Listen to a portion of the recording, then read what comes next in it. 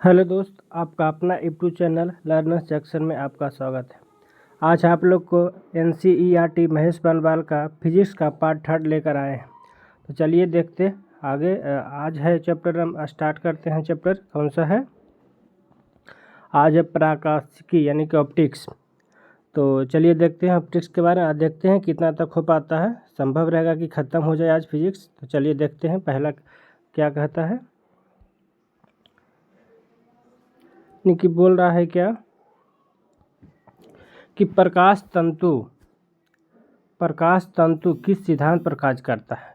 तो किस सिद्धांत पर कार्य करता है? तो पूर्ण आंतरिक परावर्तन के सिद्धांत पर कार्य करता है कि प्रकाश। चलिए देखते हैं आगे। बोलता है कि प्रकाश तंतु किस सिद्धांत पर कार्य करता है? तो किस सिद्धांत पर कार्य करता है? तो पूर्ण आंतरिक परावर्तन के सिद्धांत पर कार्य करता है। आगे देखते हैं मृग मरीचिका किसका उदाहरण है? तो किसका उदाहरण हो जाएगा? पूर्ण आंतरिक परावर्तन का उदाहरण हो जाएगा। आगे देख लेते हैं। प्रकाश तरंगों के वायु से कांच में जाने पर उसके कौन सा गुण प्रभावित रहता है? तो कौन सा गुण प्रभावित रहता है? तरंगदैर्ध्य और वेग प्रभावित रहता है। यानी कि देखिए क्या बोलता है कि प्रकाश तरंगों के वायु से कांच में जाने पर, यानी कि वायु क्या है? सरल माध्यम और कांच क्या है? सघन माध्यम। इनके विरल माध्यम से सघन माध्यम में जाने पर उसका कौन सा गुण अप्रभावित रहेगा? कौन सा गुण प्रभावित होगा? तो कौन सा गुण प्रभावित होगा? तरंगदैर्ध्य और वेग। आगे देख लेते हैं।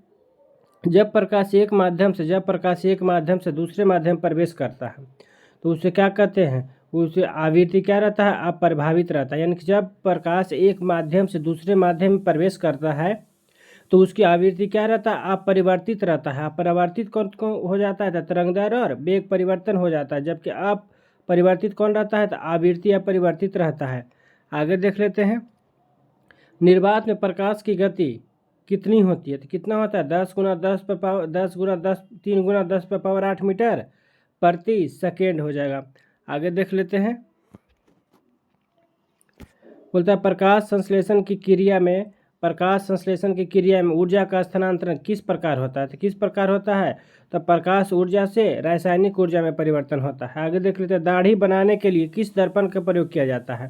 तो किस दर्पण का प्रयोग किया जाता है? अवतल दर्पण का प्रयोग किया जाता है। आगे देखते हैं। प्रकाश सजावट के रूप के लिए उत्सर्जन लैंपों में किस गैस का प्रयोग किया जाता है? किस गैस का? तो नियॉन का प्रयोग किया जाता है। आगे देखते हैं। लाल रंग की तरंगदैर्ध्य क्या कहता है? कि लाल रंग की तरंगदैर्ध्य सबसे अधिक, जबकि बैंगनी रंग की तरंगदैर्ध्य क्या होता है? सबसे कम होता है। यानी कि ध्यान रखेगा, बोलेगा सबसे अधिक तरंगदैर्ध्य किस रंग का होता है? तो लाल रंग का। सबसे कम बोलेगा तब बैंगनी रंग का हो जाएगा तरंगदैर्ध्य। अगर आवृत्ति बोलेगा तो इसका उल्टा हो जाएगा। यानी कि बोलेगा कि सबसे अधिक आवृत्ति किस रंग का होगा तो बैंगनी का, और सबसे कम बोलेगा तो क्या हो जाएगा? लाल का। यानी कि इसमें क्या होता है? उल्टा होता है। आगे देखते हैं। क्षितिज के समीप सूर्य और चंद्रमा दीर्घ वृत्ताकार दिखाई देने का कारण क्या होता है? तो प्रकाश का अपवर्तन होता है। आप ध्यान रखिए, जितना भी आपका भ्रम की स्थिति पैदा करता है उसमें क्या होगा? प्रकाश का अपवर्तन। बाकी में क्या होगा? परावर्तन। जैसे कि अपवर्तन का उदाहरण देख लेते हैं कादू को। जैसे कि बाल्टी से भरा हुआ पानी में सिक्का डालने पर कुछ उठा हुआ प्रतीत होता है, तो ये क्या हो गया? भ्रमण हो गया। तो उस क्या हो जाएगा? अपवर्तन के कारण हो जाएगा। आगे देख लेते हैं। वास्तविक सूर्योदय से कुछ समय पहले ही सूर्य क्यों दिखाई देता है? यानी कि ये भी भ्रम पैदा कर रहा है, तो इसमें भी क्या हो जाएगा? प्रकाश के अपवर्तन के कारण हो जाएगा। आगे देख लेते हैं। खतरे के संकेत के लिए लाल रंग का प्रयोग क्यों किया जाता है? तो क्योंकि लाल रंग का जो प्रकाश होता है क्या होता है? प्रकीर्णन सबसे कम होता है। यानी कि क्या हो रहा है कि लाल रंग का प्रकीर्णन क्या होता है? सबसे कम होता है, जिसके कारण खतरे के संकेत के लिए लाल रंग का क्या किया जाता है? प्रयोग किया जाता है। आगे देख लेते हैं।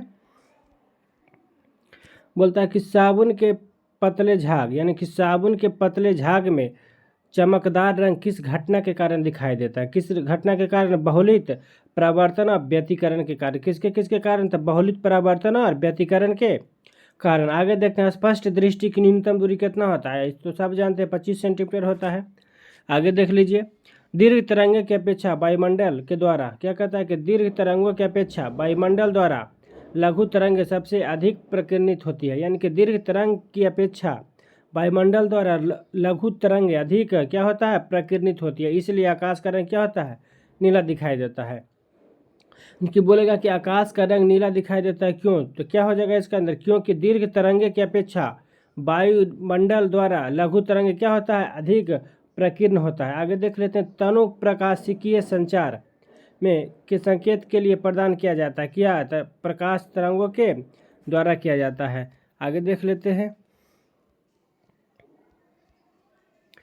बोलता है कि विभिन्न माध्यमों में प्रकाश की चाल देख लीजिए विभिन्न माध्यम में प्रकाश की चाल क्या कहता है कि माध्यम यानी कि निर्वात में प्रकाश की चाल कितना होता है, 3 × 10⁻8 मीटर प्रति सेकेंड। और कांच में हो जाएगा कितना, 2 × 10⁻8 मीटर प्रति सेकेंड। और जल में कितना हो जाएगा, 2.25 × 10⁻8 मीटर प्रति सेकेंड हो जाएगा। अब आगे देख लीजिए, तारपीन का तेल में पूछता प्रकाश की चाल देख लीजिए, तो 2.04 × 10⁻8 मीटर प्रति सेकेंड, यानी कि ध्यान रखिएगा कि निर्वात में कितना होता है, कांच में कितना होता है, जल में कितना होता है। एक इधर याद रखिएगा कि तारपीन का तेल में कितना होता है। तारपीन का तेल पूछा हुआ क्वेश्चन है आपका बीपीएससी CSC जो एग्जाम होता है। आगे देखिए, बोलता है कि परंपरागत कैमरा क्या कहता है कि परंपरागत कैमरे किस भाग से आंखों के रेटिना तक की तुलना की जा सकती है, किसको, तो फिल्म की भांति तुलना की जा सकती है। आगे देखते हैं, एंडोस्कोप किस सिद्धांत पर कार्य करता है, तो प्रकाश के पुनरांतरिक परावर्तन के सिद्धांत पर कार्य करता है। आगे देखते हैं, प्रकाश विकिरण की प्रकृति कैसी होती है, तो कैसा होता है, तरंग होता है और क्या होता है, कण, दोनों के समान होता है। यानी कि प्रकाश विकिरण होता है जो उसका तरंग एवं कण दोनों क्या होता है, समान होता है। आगे देख लेते हैं, कहता है कि किसी अपारदर्शी वस्तु का रंग क्या बोल रहा है कि किसी अपारदर्शी वस्तु का रंग उस रंग के कारण होता है जिस रंग को क्या करता है, परावर्तित करता है, जिस रंग को क्या करता है, परावर्तित करता है। आगे देखते हैं, हीरा का अपवर्तनांक के कारण, हीरा उच्च अपवर्तनांक के कारण चमकता है। यानी कि बोलेगा कि हीरा किसके कारण चमकता है, तो हीरा उच्च अपवर्तनांक के कारण चमकता है, क्योंकि हीरे का अपवर्तनांक अधिक होता है, इसलिए तराशने पर उसकी चमक क्या होता है, बढ़ जाता है। आगे देख लेते हैं, प्रकाश की गति क्या बोल रहा है कि प्रकाश की गति किस माध्यम में सबसे कम होती है, किस माध्यम में, तो हीरा में होता है, क्या होता है, सबसे कम होता है। आगे देख लीजिए, अस्त होते समय सूर्य लाल रंग क्यों दिखाई देता है, तो प्रकाश के प्रकीर्णन के कारण दिखाई देता है। आगे देख लीजिए कि एक इलेक्ट्रॉनिक पुंज को फास्फोरस कोडेड पर्दे पर फोकस करके प्रतिबिंब को पर्दे पर प्रदर्शित करना क्या कहलाता है, क्या हो जाएगा, तो रोस्टर स्कैन, क्या हो जाएगा, तो रोस्टर स्कैन। आगे देख लेते हैं, दूरदृष्टि दोष निवारण के लिए किस लेंस का प्रयोग करते हैं, तो दूरदृष्टि के लिए किस लेंस का प्रयोग करते हैं, तो उत्तल लेंस का प्रयोग करते हैं, उत्तल लेंस। इसमें आपका ट्रिक जानते हैं कि 2 में 3 और 3 में 4, यानी कि दूर क्या हो गया 2, तो इसका क्या होगा 3, यानी कि उत्तल। और निकट क्या होगा, 3 अंक का हो गया निकट, तो इसका क्या हो जाएगा 3 में 4, यानी कि अवतल लेंस। आगे देख लेते हैं, नीला, हरा एवं लाल 3 प्राथमिक रंगे हैं। यानी कि बोलेगा कि प्राथमिक रंग कौन कौन है, तो कौन कौन हो जाएगा, नीला, हरा और लाल क्या है, प्राथमिक रंग है। इसके मिश्रण से अन्य सभी रंगों का क्या होता है, निर्माण होता है। यानी कि बोलेगा कि कौन कौन रंग के मिश्रण से अन्य रंग का निर्माण होता है, तो कौन कौन, जो प्राथमिक रंग होगा उसको मिलाने से क्या होगा, अन्य रंग का निर्माण हो जाएगा। तो प्राथमिक रंग कौन कौन हो जाएगा, नीला हो जाएगा, हरा हो जाएगा और लाल, नीला, हरा और लाल हो जाएगा। आगे देख लेते हैं, वस्तु के त्रिविमीय यानी कि 3D आकृति, यानी कि वस्तु के त्रिविमीय यानी कि 3D प्रतिरूप को अंकित तथा पुनरावृत्त करने की तकनीक को क्या कहते हैं, तो होलोग्राफी कहते हैं। क्या कहते हैं, होलोग्राफी कहते हैं। आगे देखते हैं, प्रकाश का रंग किससे निर्धारित होता है, किसके निर्धारित होता है, उसके तरंगदैर्घ्य से। किससे निर्धारित होता है, तो उसके तरंगदैर्घ्य से। आगे देखते हैं, पढ़ने में काम आने वाला दर्पण कौन सा लेंस का प्रयोग किया जाता है, यानी कि बोल रहा है कि पढ़ने में काम आने वाला दर्पण में कौन सा लेंस प्रयुक्त होता है, तो उत्तल लेंस। कौन सा लेंस, उत्तल लेंस होता है।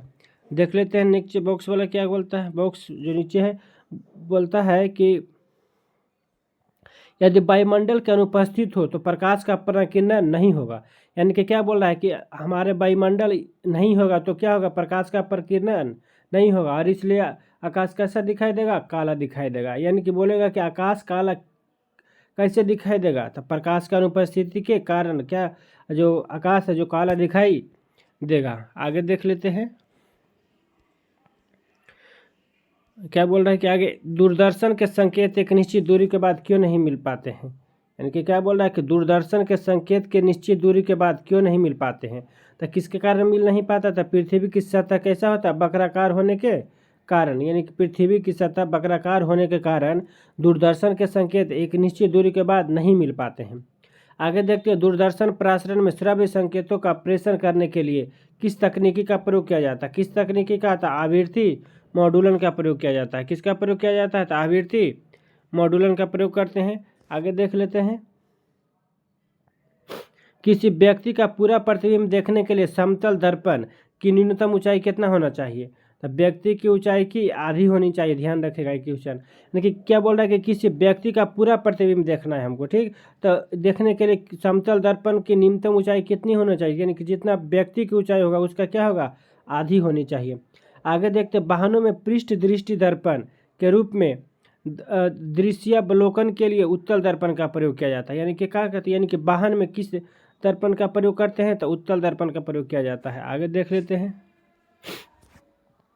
बोलता है क्या कि दृष्टिपटल किस प्रकार के चित्र बनाता है। किस प्रकार से, तो वस्तु से छोटा व उल्टा बनाता है। आगे देख लेते हैं, किस रंग के प्रकाश की ऊर्जा सर्वाधिक होती है। किस रंग के होता है, तो नीला प्रकाश।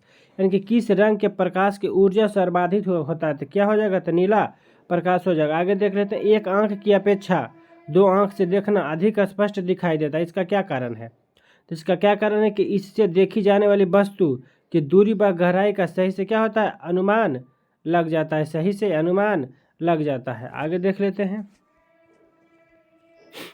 बोला कि वायुमंडल में प्रकाश, क्या बोल रहा है कि वायुमंडल में प्रकाश के प्रकीर्णन का प्रमुख कारण क्या है। तो वायु में उपस्थित क्या होता है, धूलकण के कारण क्या होता है, वायुमंडल में प्रकाश का प्रकीर्णन होता है। आगे देखते, अंतरिक्ष यात्री को आकाश का रंग कैसा दिखाई देता है, तो कैसा दिखाई देता है, काला दिखाई देता है। आगे देखते हैं, निकट दृष्टि दोष को दूर करने के लिए अवतल दर्पण का प्रयोग किया जाता है। यानी कि निकट दृष्टि दोष को दूर करने के लिए किस लेंस का प्रयोग करते हैं, तो अवतल लेंस का। और निकट हो गया, और दूर दृष्टि दोष को किस लेंस का प्रयोग करते हैं, तो उत्तल लेंस का प्रयोग कर रहे हैं। 2 में 3 और 3 में 4 आगे बताए थे। आगे देखिए, लेंस की क्षमता का ऐसा मात्रा क्या होता है, डायोप्टर होता है। क्या होता है, डायोप्टर होता है। आगे देखिए, विभिन्न रंगों की तरंगदैर्घ्य दिया गया है, उसको देख लेते हैं।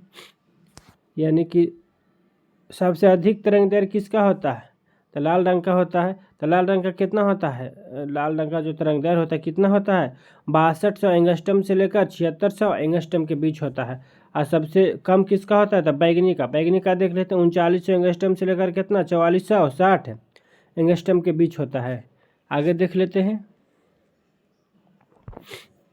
बोल रहा है धूप के चश्मे की क्षमता कितना होता है। यानी कि जो हम सब धूप के लिए चश्मा यूज करते हैं उसका क्षमता कितना होता है, तो 0 डायोप्टर, यानी कि 0 डायोप्टर होता है। आगे देख लेते हैं, एक समतल दर्पण की वक्रता त्रिज्या होती है, कितनी होती है, तो अनंत होता है। कितना होता है, अनंत होता है। यानी क्या कहता है कि एक समतल दर्पण की वक्रता की त्रिज्या कितना होता है, तो अनंत होता है। आगे देखते हैं कि प्रसारी ब्रह्मांड की संकल्पना किस सिद्धांत पर आधारित है, तो डॉपलर प्रभाव। किस सिद्धांत पर, तो डॉपलर प्रभाव पर। आगे देख लेते हैं कि जल में वायु का बुलबुला किस प्रकार के लेंस की तरह व्यवहार करता है। तो किस प्रकार के लेंस की तरह, अवतल लेंस की तरह। यानी कि क्या बोलता है, ध्यान रखेगा क्वेश्चन, कि जल में वायु का बुलबुला किस प्रकार के लेंस की तरह व्यवहार करता है। किस प्रकार के लेंस की तरह, अवतल लेंस की तरह व्यवहार करता है।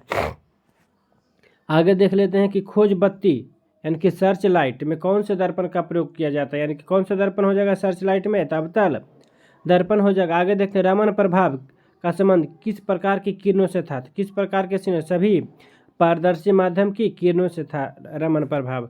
आगे देख लेते हैं, क्या बोलता है कि ध्वनि के पुनरुत्पादन के लिए सीडी और ऑडियो प्लेयर में क्या प्रयुक्त होता है, तो लेजर बीम प्रयुक्त होता है। क्या प्रयुक्त होता है, तो लेजर बीम। यानी कि आगे देख लेते, दो समानांतर समतल दर्पणों के मध्य कोई वस्तु रख दी जाती है तो उस पर कितना प्रतिबिंब बनेगा, अनंत प्रतिबिंब बनेगा। यानी कि क्या बोलता है कि दो समानांतर दर्पण के बीच कितना प्रतिबिंब बनता है, तो कितना प्रतिबिंब हो जाएगा, अनंत प्रतिबिंब रहेगा। ध्यान रखिएगा, ये क्या है, इंपॉर्टेंट वर्ड है। आगे देख लेते हैं, आगे क्या बोलता है कि जब लाल, नीला तथा हरा प्रकाश का पुंज एक स्थान पर पड़ता है तब प्रकाश का रंग कैसा प्रतीत होता है, तो कैसा होगा, सफ़ेद। यानी कि क्या बोल रहा है कि जब लाल, नीला और हरा यानी कि तीनों प्राथमिक रंग मिल जाएगा तो कैसा प्रतीत होगा, सफ़ेद, यानी कि होता है ना लाल, नीला और हरा, क्या होता है प्राथमिक रंग होता है। और जब तीनों प्राथमिक रंग मिल जाएगा तो क्या होगा, प्रतीत कैसा होगा, सफ़ेद दिखाई देगा। आगे देख ले तो मानव आँख दृश्य प्रकाश के किस तरंगदैर्घ्य के लिए सर्वाधिक सुग्राही होता है, कितना के लिए, 5500 एंगस्ट्रम तक के लिए होता है। आगे देखते हैं, सूर्य के प्रकाश को पृथ्वी तक पहुँचने में कितना समय लगता है, तो 8 मिनट 5 सेकेंड लगता है। आगे देख लेते हैं, जब प्रकाश किसी प्रिज्म से होकर गुजरता है, यानी कि क्या बोल रहा है कि जब प्रकाश किसी प्रिज्म से होकर गुजरता है तब अपवर्तन के पश्चात सूर्य का प्रकाश अपने विभिन्न रंगों में विभाजित हो जाता है। इसे इस प्रकार का क्या कहते हैं, इसे वर्ण विक्षेपण कहते हैं। तथा प्रकाश से प्राप्त विभिन्न रंगों के समूह वर्णक्रम या क्या कहते हैं, स्पेक्ट्रम कहलाता है। क्या कहलाता है, स्पेक्ट्रम। आगे देखते हैं, चंद्रमा का प्रकाश पृथ्वी तक पहुँचने में कितना समय लगता है, तो 1.3 सेकेंड लगता है। आगे देख लेते हैं कि इंद्रधनुष क्या बोलता है कि इंद्रधनुष के रंगों का सही अनुक्रम क्या है, तो इसको याद रखेगा, बैजना पिनारा, यह क्या होता है इसका ट्रिक, बिभिगोरिया बैजनिया पिनाला। तो क्या होगा, बैगनी पहले हो जाएगा, फिर नीला, आसमानी, हरा, पीला, नारंगी, लाल। आगे देख लेते हैं, इंद्रधनुष बनने के लिए वन विक्षेपण, अपवर्तन एवं पुनः आंतरिक परावर्तन आदि भौतिक घटनाएं उत्तरदायी होता है। यानी कि क्या बोलता है, इसको देख लीजिए फिर से, इंद्रधनुष बनने के लिए क्या जरूरी है, तो वर्ण विक्षेपण होना जरूरी है, अपवर्तन भी होना जरूरी है, पुनः आंतरिक परावर्तन भी होना जरूरी। यानी कि बोलेगा इंद्रधनुष किसके कारण बनता है, तो वर्ण विक्षेपण हो जाएगा, अपवर्तन हो जाएगा, क्या पूर्ण आंतरिक परावर्तन के कारण इंद्रधनुष के क्या होता है, निर्माण होता है। आगे देख लेते हैं, सूर्य से आने वाली प्रकाश की किरणें, क्या बोल रहा है कि सूर्य से आने वाली प्रकाश की किरणें को किस दर्पण की सहायता से एक बिंदु पर केंद्रित किया जा सकता है, किस दर्पण से, तो अवतल दर्पण से। आगे देख लेते हैं, पूर्ण सूर्य ग्रहण के समय सूर्य को नंगी आंखों से देखने से आंख की क्षति पहुंचती है। रेटिना के जलने के लिए सूर्य की कौन सा किरण उत्तरदायी होता है, कौन सा, तो पराबैंगनी किरण। कौन सा उत्तरदायी होता है, तो पराबैंगनी किरण। आगे देख लेते हैं, बॉक्स वाला क्या बोलता है, क्या कर रहा है कि आकाश के प्रवर्तन तथा जल के कणों द्वारा अधिक प्रकीर्णन के कारण समुद्र नीला दिखाई देता है। यानी कि समुद्र नीला किसके कारण दिखाई देता है, तब प्रवर्तन के कारण और कण द्वारा अधिक प्रकीर्णन के कारण। यानी कि प्रवर्तन और प्रकीर्णन के कारण क्या होता है, जो समुद्र होता है आकाश से कैसा दिखाई देता है, नीला दिखाई देता है। आगे देख लेते क्या गया, न्यू चैप्टर विद्युत धारा। तो देख लेते हैं विद्युत धारा, बोलता है कि हैलोजन लैंप का तंतु किस मिश्र धातु से बना होता है, किसका, टंगस्टन और सोडियम का बना होता है। आगे देख लेते 1 किलोवाट का मान कितना होता है, कितना जूल होता है, तो 3.6 गुना 10⁻6 जूल होता है। आगे देख लेते हैं, जलते हुए विद्युत बल्ब के तंतु का तापमान कितना होता है, तब 2000 डिग्री सेल्सियस से लेकर कितना 2500 डिग्री सेल्सियस के बीच होता है। आगे देख लेते हैं कि बोल रहा है कि बिजली के बल्ब की तुलना में फ्लोरोसेंट ट्यूब विद्युत ऊर्जा का प्रकाश ऊर्जा में अधिक मात्रा में क्या करता है, परिवर्तन करता है। इसलिए बिजली के बल्ब की तुलना में फ्लोरोसेंट ट्यूब का अधिक प्रयोग किया जाता है। यानी कि ट्यूब जो मरकरी हमसे बोलते हैं आम भाषा में, बिजली के बल्ब की तुलना में फ्लोरोसेंट ट्यूब का क्या किया जाता है, अधिक उपयोग किया जाता है। आगे देख लेते हैं, अगला क्वेश्चन क्या बोल रहा है कि फ्यूज में प्रयुक्त होने वाले तार की क्या विशेषता होती है। यानी कि फ्यूज का जो प्रतिरोध कैसा होता है, उच्च प्रतिरोध होता है। बोलेगा कि फ्यूज का जो प्रतिरोध होता है कैसा, उच्च होता है, तथा गलनांक क्या होता है, निम्न होता है। यानी बोलेगा कि फ्यूज का गलनांक निम्न तथा प्रतिरोध क्या होता है, उच्च होता है। आगे देखते हैं, विद्युत बल्ब का तंतु किस धातु से निर्मित होता है, किस धातु से, तो टंगस्टन से निर्मित होता है। आगे देख लेते हैं, स्टोरेज बैटरी को चार्ज करने हेतु तो किस धारा की आवश्यकता होती है, तो दृष्ट धारा। किस धारा की, तो दृष्ट धारा। आगे देख लेते हैं, क्या बोल रहा है कि डायनेमो विद्युत उत्पादन हेतु प्रयोग में लाया जाता है। यह किस ऊर्जा में बदलता है। यानी कि डायनेमो को क्या हो जाए, यांत्रिक ऊर्जा से विद्युत ऊर्जा में परिवर्तित करता है। यानी कि डायनेमो क्या करता है, यांत्रिक ऊर्जा को विद्युत ऊर्जा में क्या करता है, परिवर्तित करता है। आगे देख लेते हैं, कम वोल्टेज पर कार्य करने पर विद्युत मोटर जल जाते हैं। यानी कि कम वोल्टेज पर काम करने पर विद्युत मोटर होता है जो क्या होता है, जल जाता है। क्यों जल जाता है, क्योंकि वे अधिक विद्युत धारा खींचते हैं जो वोल्टेज के प्रति लोमानुपाती होता है, जिसके कारण क्या होता है, विद्युत मोटर जल जाता है। आगे देखते हैं कि टरबाइन व डायनेमो से बिजली को प्राप्त करने में ऊर्जा के किस रूप को विद्युत ऊर्जा में परिवर्तन किया जाता है? तो यांत्रिक ऊर्जा को विद्युतीय ऊर्जा में क्या किया जाता है? परिणत किया जाता है। यानी कि टरबाइन और डायनेमो विद्युत ऊर्जा में परिवर्तित किया जाता है। किसमें? तो यांत्रिक ऊर्जा से, यानी कि यांत्रिक ऊर्जा से विद्युत ऊर्जा में परिवर्तित करता है कौन? टरबाइन और डायनेमो। आगे देख लेते हैं, घर में सुरक्षित फ्यूज सप्लाई। क्या कहता है कि घर में सुरक्षित फ्यूज सप्लाई के लिए प्रयोग में लाया जाने वाला फ्यूज तार क्या होता है? उसका फ्यूज का क्या होता है? गलनांक क्या होता है? निम्न वाली वस्तुओं से क्या होता है? निर्मित होता है। यानी कि जो फ्यूज तार होता है उसका गलनांक क्या होता है? निम्न होता है, लेकिन प्रतिरोध क्या होता है? उच्च होता है। आगे देखते हैं, ट्रांसफार्मर किसके लिए प्रयुक्त होता है? तो विद्युत धारा के वोल्टेज को नियंत्रित करने के लिए किसका प्रयोग किया जाता है? तो ट्रांसफार्मर का प्रयोग किया जाता है। आगे देख लेते हैं, क्या बोल रहा है कि प्रत्यावर्ती धारा को दृष्ट धारा में परिवर्तन करने वाले यंत्र को क्या कहते हैं? रेक्टिफायर कहते हैं। क्या कहते हैं? रेक्टिफायर। इनके आगे देख लेते हैं, विद्युत बल्ब के भीतर कौन सा गैस भरा होता है? तो आर्गन। कौन सा गैस? आर्गन गैस भरा होता है। आगे देख लेते हैं, अगला क्वेश्चन क्या है, हाँ देख लेते हैं। मानव शरीर में क्या बोल रहा है कि मानव शरीर में विद्युत प्रतिरोध कितना होता है? तो 10⁴ ओम। कितना होता है? 10⁴ ओम। अब विशेष परिस्थिति में कितना होता है? 10⁶ ओम होता है। आगे देख लेते हैं, सामान्य ट्यूबलाइट में कौन सी गैस भरी होती है? तो आर्गन के साथ पारा का क्या होता है? पास भरा होता है। आगे देख लेते हैं, प्रतिदीप्त बल में कौन सी गैस भरा होता है? तो मरकरी और नियॉन भरा होता है। आगे देख लेते हैं, विद्युत चालकता की दृष्टि से सर्वाधिक सुचालक धातु कौन सा हो जाएगा? तो चांदी हो जाएगा। कौन सा हो जाएगा? चांदी हो जाएगा। आगे देख लेते हैं, पृथ्वी के विभव को शून्य माना जाता है। यानी कि क्या कहता है कि पृथ्वी के विभव को शून्य माना जाता है क्योंकि पृथ्वी से कोई आवेश लेने या देने पर इसके विभव में कोई परिवर्तन नहीं होता है। यानी कि क्या बोलता है, पृथ्वी के विभव को क्या माना जाता है? शून्य माना जाता है। तो क्यों शून्य माना जाता है? क्योंकि पृथ्वी से कोई आवेश लेने या देने पर इसके विभव में कोई परिवर्तन नहीं होता है। आगे देख लेते हैं, बोलता है कि आर प्रतिरोध वाले एक तार को पिघलाकर उसकी आधी लंबाई के तार में क्या करता है? ढाल दिया जाता है। तो तार का प्रतिरोध क्या हो जाएगा? उसका आर का क्या हो जाएगा? R/4 हो जाएगा, यानी कि 1/4 भाग हो जाएगा। आगे देख लेते हैं, विद्युत आवेश को भंडारित करने के लिए किस उपकरण का प्रयोग किया जाता है? तो संधारित्र का। किसका? तो कैपेसिटर का प्रयोग किया जाता है। आगे देख लेते हैं, विभव का निर्धारण क्या बोलता है कि विभव निर्धारित करता है आवेश प्रवाह की दिशा को। यानी कि आवेश प्रवाह की दिशा को निर्धारित कौन करता है? तो विभव करता है। कौन करता है? विभव। आगे देखते हैं, किसी चालक तार के प्रतिरोध पर तापमान बढ़ने से क्या प्रभाव पड़ता है? तो क्या प्रभाव पड़ेगा? चालक का प्रतिरोध क्या करेगा? बढ़ता है।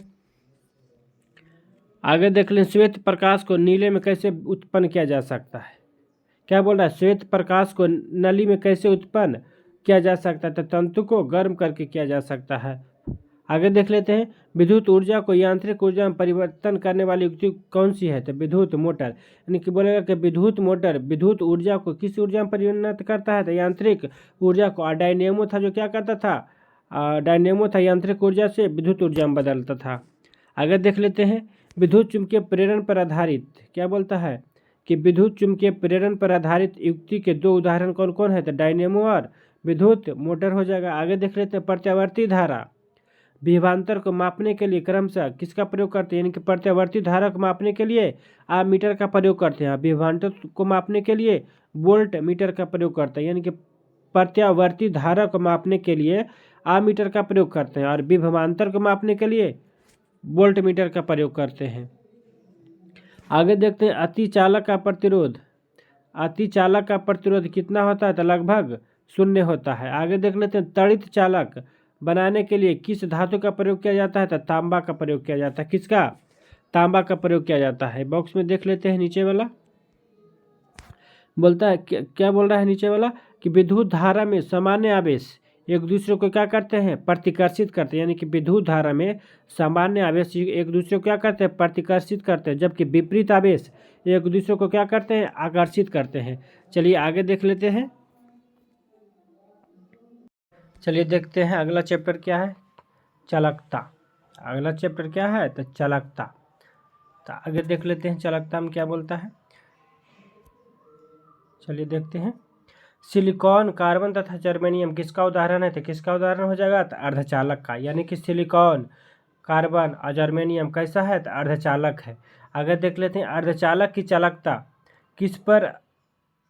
किस ताप पर अधिकतम होता है? तो शून्य ताप पर। क्या बोल रहा है कि अर्धचालक की चालकता किस ताप पर अधिकतम होता है?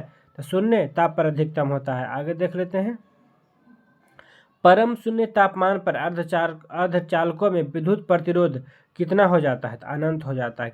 कितना हो जाता है? अनंत हो जाता है। आगे देख लेते हैं, ऐसे पदार्थ जिनसे होकर विद्युत आवेश का प्रवाह सरलता से नहीं होता उसे क्या कहते हैं? तो अर्धचालक कहते हैं। क्या कहते हैं? तो अर्धचालक कहते हैं। आगे देख लेते हैं,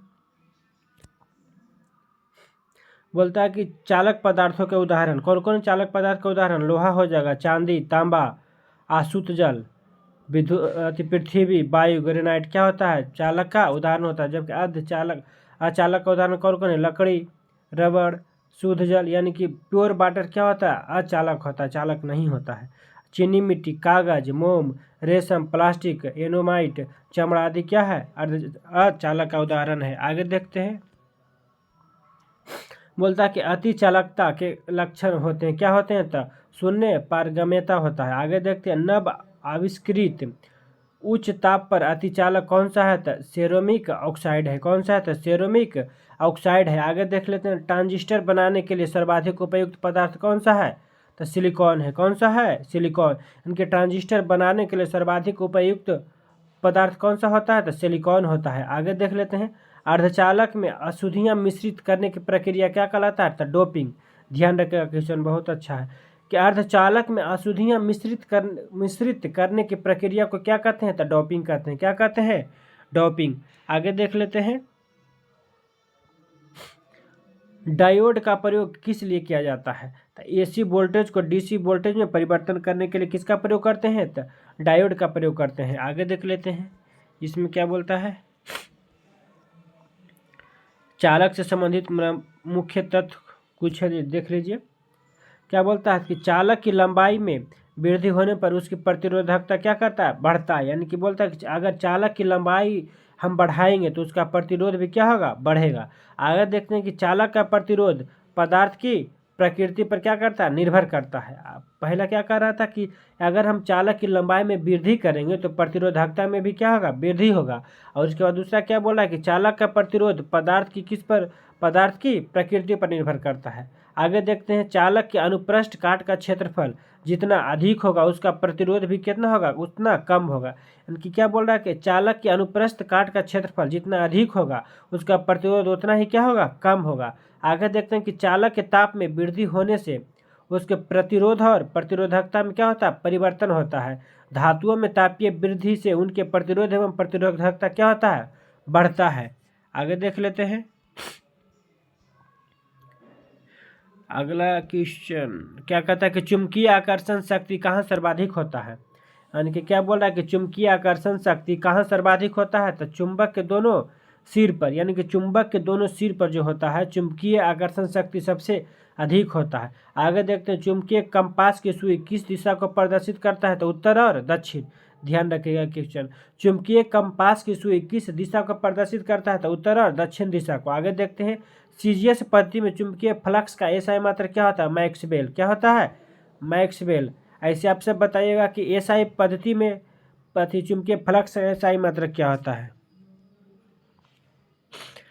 चलिए आगे देखिए, क्या बोलता है कि ऐसा ताप जो लौह चुंबकीय प्रकृति एवं अनुचुंबकीय प्रकृति के मध्य प्रदर्शित होता है क्या कहलाता है? क्या कहलाता है? क्यूरी ताप। यानी कि क्यूरी ताप किसे कहते हैं? तो ऐसा ताप जो लौह चुंबकीय प्रकृति एवं अनुचुंबकीय प्रकृति के मध्य प्रदर्शित होता है उसे क्या कहते हैं? क्यूरी ताप। आगे देख लेते हैं, किसी चुंबक की आकर्षण शक्ति न्यूनतम कहाँ होता है? तो चुंबक के मध्य में उसका आकर्षण का शक्ति क्या होता है? सबसे कम होगा, लेकिन सबसे अधिक कहाँ होगा? दोनों सिरे पर होगा। आगे देख लेते हैं, प्राकृतिक चुंबक किस धातु से बने होते हैं? यानी कि प्राकृतिक चुंबक किस धातु के अयस्क होते हैं? तो कौन सा धातु हो जाएगा? लौह धातु। आगे देखते हैं, स्वतंत्र रूप से लटके चुंबक का आवर्तकाल किस पर निर्भर करता है?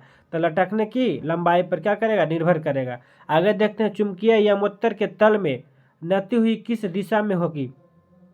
तो ऊर्ध्वाधर दिशा। किस दिशा? तो ऊर्ध्वाधर दिशा हो जाएगा। आगे देख लेते हैं, क्या कहते थे, तड़िक यानी कि आकाशीय बिजली से वृक्षों में आग लग जाती है, क्योंकि इसमें क्या होता है, अत्यधिक मात्रा में क्या होता है, विद्युत ऊर्जा होता है। आगे देख लेते हैं, सभी चुंबकीय पदार्थ का चुंबकीय गुण कब कम होता है, जब वे बहुत अधिक क्या होता है, गर्म होता है।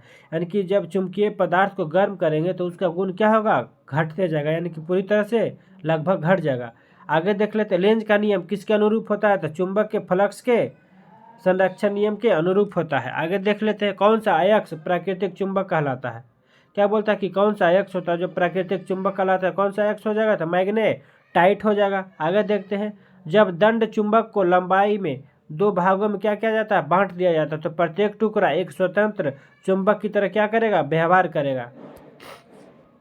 आगे देख लेते हैं, फ्लेमिंग के दाहिने हाथ नियम, क्वेश्चन आता है, फ्लेमिंग के दाहिने हाथ नियम का प्रयोग किसकी दिशा को ज्ञात करने के लिए करते हैं, तो प्रेरित धारा की दिशा। कौन सा हाथ बोल रहा है, फ्लेमिंग के दाहिने हाथ, दाहिने हाथ मतलब प्रेरित धारा की दिशा, दाहिने हाथ से किस नियम का प्रयोग करते हैं, तो प्रेरित धारा की दिशा। आगे देख लेते हैं, विद्युत धारा के चुंबकीय प्रभाव की खोज सर्वप्रथम किसने किया था, तो ओस्टेड ने किया था, हैंस क्रिश्चियन ओस्टेड के द्वारा किया गया था।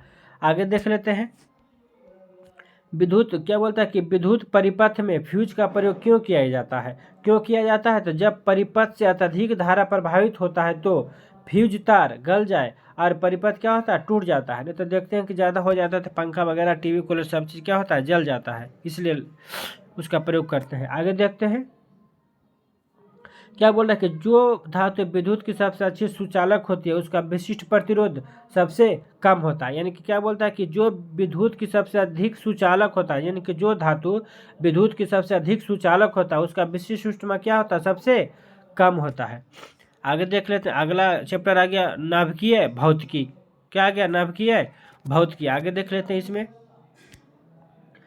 क्या बोलता है कि नाभिकीय रिएक्टर में भारी जल यानी कि ड्यूटियों का प्रयोग क्यों किया जाता है, क्योंकि न्यूट्रॉन की गति को क्या करने के लिए, कम करने के लिए। यानी कि नाभिकीय रिएक्टर में भारी जल यानी कि ड्यूटियों का प्रयोग क्यों किया जाता है, तो क्योंकि न्यूट्रॉन की गति को क्या करने के लिए, कम करने के लिए किया जाता है। किसका उपयोग, ड्यूटियों का उपयोग करते हैं। आगे देख लेते हैं, ट्रांस यूरेनियम तत्वों का संश्लेषण किसके द्वारा किया जाता है, तो ग्लैंटी सीबोर्ग के द्वारा, किसके द्वारा था, ग्लैंटी सीबोर्ग के द्वारा किया जाता है। आगे देखते हैं, रेडियोधर्मी क्षय क्या है, तो नाभिकीय पदार्थों का क्या होता है, नैसर्गिक क्षय, नाभिकीय पदार्थों का नैसर्गिक क्षय होता है।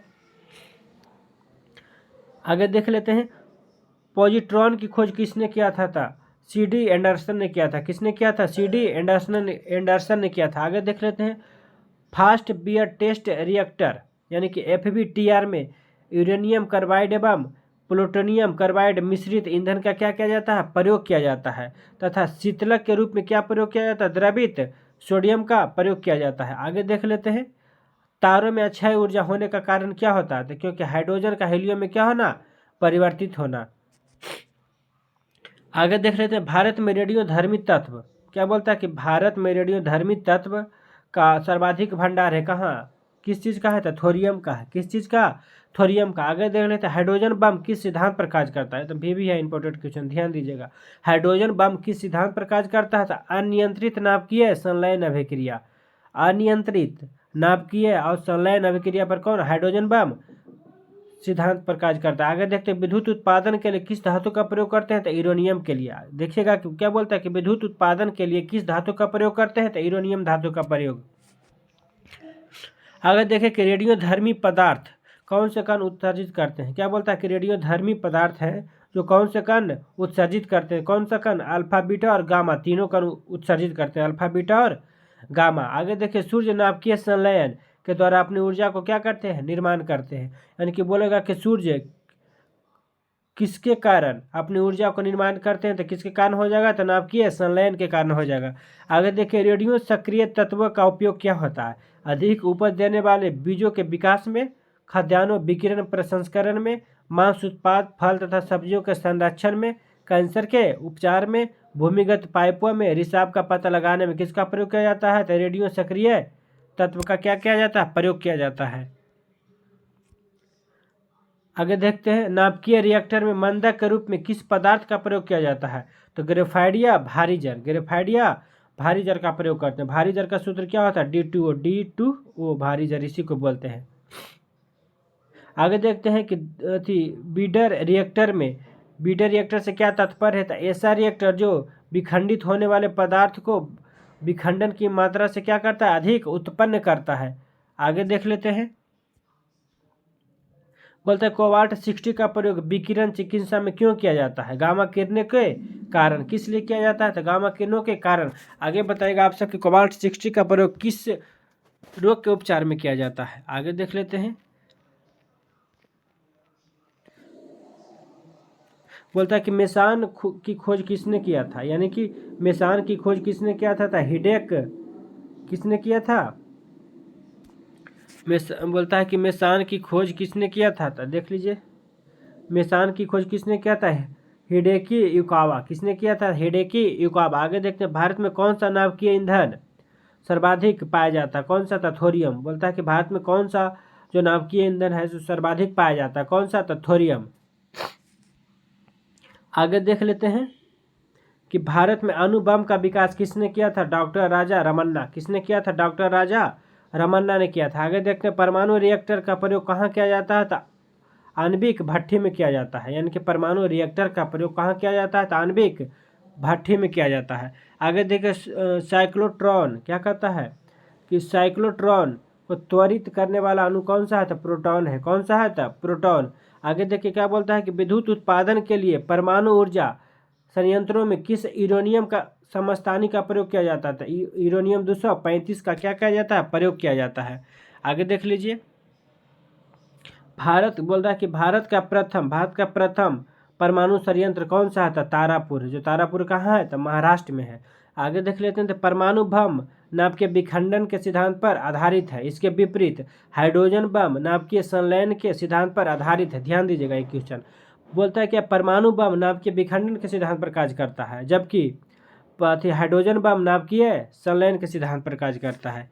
आगे देखिए, बोलता है कि भारत का कौन सा परमाणु संयंत्र, यानी कि भारत का कौन सा परमाणु संयंत्र भूकंपीय पेटी में स्थित है? तो कौन सा है? तो नरौरा। नरौरा कहाँ है? तो उत्तर प्रदेश में है। कहाँ है? तो उत्तर प्रदेश के कौन सा शहर में? तो बुंदेल शहर में है। आगे देखते हैं, वर्ष 1938 में नाभिकीय विखंडन की खोज किसने किया था? तो ऑटोहानव फ्रिट्ज स्ट्रासमैन ने किया था। किसने किया था? तो ऑटोहानव फ्रिट्ज स्ट्रासमैन ने किया था। आगे देख लेते हैं, आगे क्या बोल रहा है कि यूरेनियम विखंडन की प्रक्रिया जारी करने में किस कण की जरूरत होता है? तो न्यूट्रॉन का। किस कण का? न्यूट्रॉन का। चलिए देख लेते हैं कुछ प्रमुख परमाणु ऊर्जा केंद्र है जो। चलिए देखिए, तारापुर कहाँ है? तो महाराष्ट्र में। कहाँ है? महाराष्ट्र में। रावतभाटा कहाँ है? तो राजस्थान में। कलपक्कम कहाँ हो जाएगा? तो तमिलनाडु। नरौरा कहाँ हो जाएगा? तो उत्तर प्रदेश। काकरापारा कहाँ हो जाएगा? तो गुजरात में हो जाएगा। कैगा कहाँ हो जाएगा? तो कर्नाटक। कुडनकुलम कहाँ हो जाएगा? तो तमिलनाडु में। ध्यान रखेगा, ये 5 है जो पूछता है, NCERT से लिया गया है 5 चलिए लास्ट है जो, देखिए लास्ट क्वेश्चन, वर्ष 1942 में पहले परमाणु रिएक्टर का निर्माण कहाँ किया गया था? तो एनरिको फार्मी ने किया था। किसने किया था? तो एनरिको फार्मी ने किया था। यानी क्या बोलते हैं कि वर्ष 1942 में पहले परमाणु रिएक्टर का निर्माण किसने किया था? तो एनरिको फार्मी ने किया था। तो ठीक है, थैंक यू। अगर अच्छा लगे तो लाइक, सब्सक्राइब और कमेंट कीजिए। ठीक, थैंक यू।